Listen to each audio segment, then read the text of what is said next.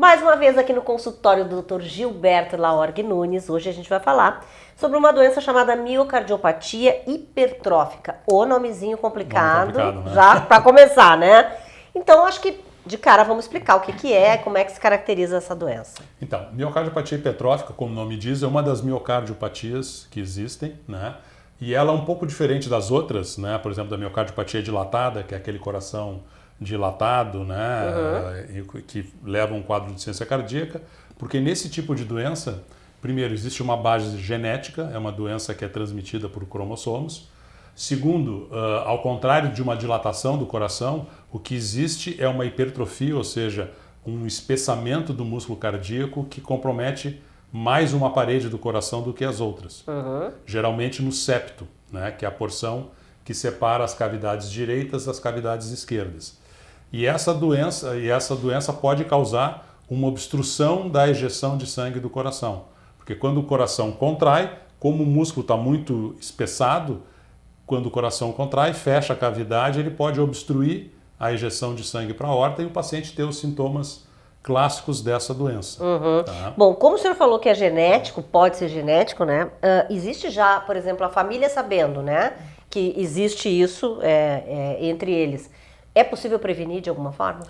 É possível fazer o rastreamento da família para fazer o acompanhamento clínico, tá? Porque existem graus variáveis de manifestação dessa doença.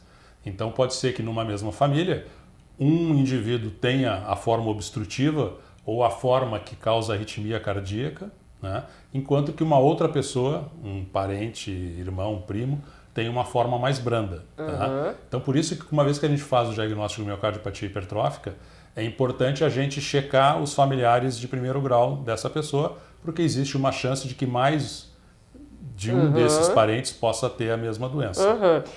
Sintomas. Algumas doenças às vezes não apresentam sintomas, né? Sim. Essa doença, por exemplo, tem quando existe realmente um espessamento grande do músculo cardíaco, ela causa sintomas.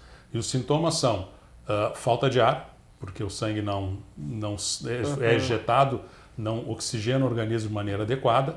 A pessoa pode ter uma dor no peito exatamente igual à dor de angina, porque, de novo, como o sangue não é ejetado para a aorta, não perfunde as coronárias, a pessoa pode ter, numa atividade física, dor no peito que é exatamente igual à dor de angina, que é causada por obstrução de placas de gordura nas coronárias. E a terceira manifestação clínica é a síncope, é um desmaio. Tá? A pessoa cair no chão, normalmente durante, de novo, uma atividade física. Essa doença, é importante a gente ressaltar que é a principal causa de morte súbita em atletas jovens, com menos de 30 anos. Então, muitos desses atletas que a gente volta e meia ouve no noticiário, um jogador de basquete, de futebol, jovem, que cai durante um treino e às vezes tem morte súbita, a gente tem que avaliar se não foi causado por essa doença. Tá, mas então nesse caso, por exemplo, deveria haver uma restrição de exercícios. Com certeza, uma vez feito o diagnóstico, é importante que esse paciente seja tratado, existe tratamento com remédios, existem outros tipos de tratamento que nós vamos conversar um pouco mais adiante, mas esse paciente tem que ser identificado, né? O grau de obstrução que essa hipertrofia causa tem que ser avaliado e dependendo da severidade, essa pessoa pode ter que ser afastada de atividade física competitiva e às vezes de atividade física mais intensa.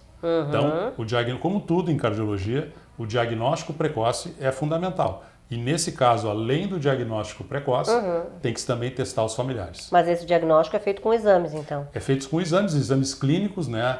Por causa dessa hipertrofia e da dificuldade de ejeção de sangue, se ausculta um sopro cardíaco. E um exame chamado de ecocardiograma, que é uma ecografia do coração. Esse é o exame que dá o diagnóstico com certeza. Que é um exame simples, não invasivo. Bom, tá bom. Então é uma doença crônica, mas tem tratamento, né? E os tratamentos a gente vai falar na semana que vem. É isso aí. Obrigada.